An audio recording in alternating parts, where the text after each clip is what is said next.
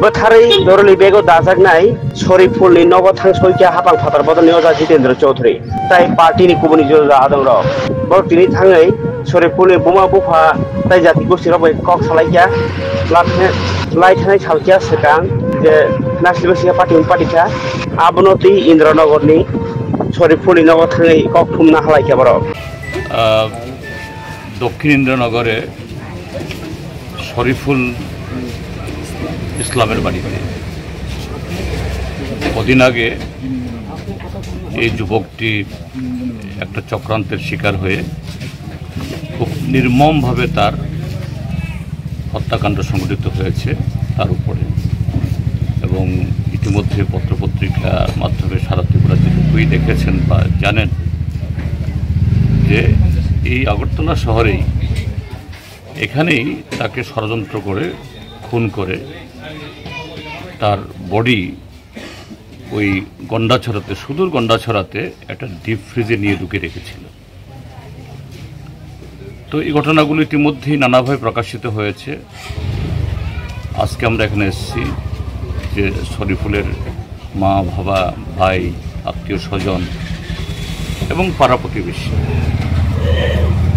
শুধু যে ইসলাম ধর্মাবলম্বী তারা না, এখানে আশেপাশে হিন্দু মুসলমান তারা ঐক্যবদ্ধভাবে আবহমান কাল ধরে বসবাস করছে, সবার সাথে কথা বলেছি। তো এই ঘটনাটা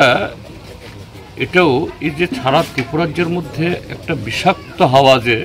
তৈরি করার চেষ্টা করছে আমাদের রাজ্যের বর্তমান শাসক গোষ্ঠী।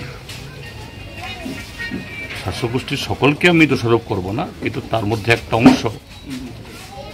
যারা সম্প্রদায়গতভাবে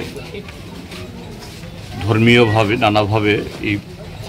বিভেদ লাগিয়ে পরিস্থিতি ঘোলাটে করে যারা ক্ষমতা টিকে থাকতে চায় এবং সমস্ত আখের গোছাতে চায়, এটা তাদেরই কর্মকাণ্ডের একটা অংশ হিসাবে আমাদের এটা মনে হয়েছে দৃঢ়ভাবে। এবং এই জাতীয় ঘটনা এর আগেও হয়েছে, বিশেষ করে ছেলে মেয়ের মধ্যে ভালোবাসা সম্পর্ক মানুষে হয়েই হতে বাধ্য, হিন্দু মুসলমান শিখ খ্রিস্টান বৌদ্ধের মধ্যে এটাও তাই হয়েছে। ছেলেটাও মেয়েটাকে ভালোবাসত, মেয়েটাও ছেলেটাকে খুবই ভালোবাসত এবং দুই পরিবারে জানাজানি হয়, কিন্তু মাঝখানে ওই শক্তি অপশক্তি যারা এগুলোকে পছন্দ করে না, যারা তথাকথিত কোনো একটা ধর্ম বা সম্প্রদায়ের ঠিকাদার মনে করে, তাদেরই কাজ। যাই হোক, প্রাথমিকভাবে পুলিশ একটা পদক্ষেপ গ্রহণ করেছে, এটুকুতে আমরা সন্তুষ্ট। ইতিমধ্যেই 6 জন গ্রেপ্তার হয়েছে, লাশ উদ্ধার হয়েছে, কিন্তু বাকিটাও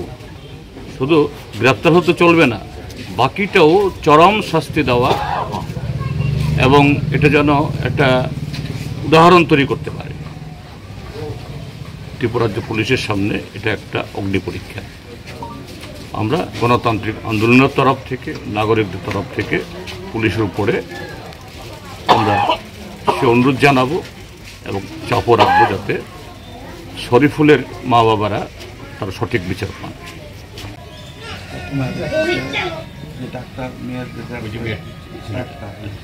ডাক্তারের লাভারে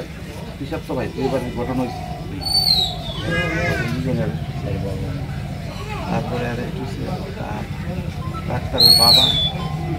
ডাক্তারের মা, প্লাস আপনার ওই ডাক্তারের বাবা আর ওই না ওই মেয়েটা কি এখনো মানে কি তাদের যে তার পরিবারের লোকদের স্বাভাবিক তার উপর তো চাপ সৃষ্টি করছে নিশ্চয়ই মেয়েরা, না মানে তার ভাইরা আর কি, আত্মীয়রা আর কি, যাতে এই কথাগুলি না বলে সে এখনো কি ঠিক আছে?